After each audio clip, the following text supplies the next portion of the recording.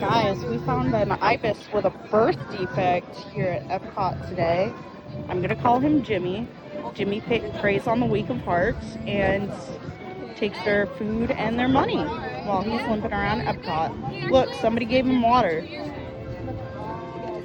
Oh, we have an expert over here. Unfortunately, those birds are protected by Florida. Oh, Jimmy.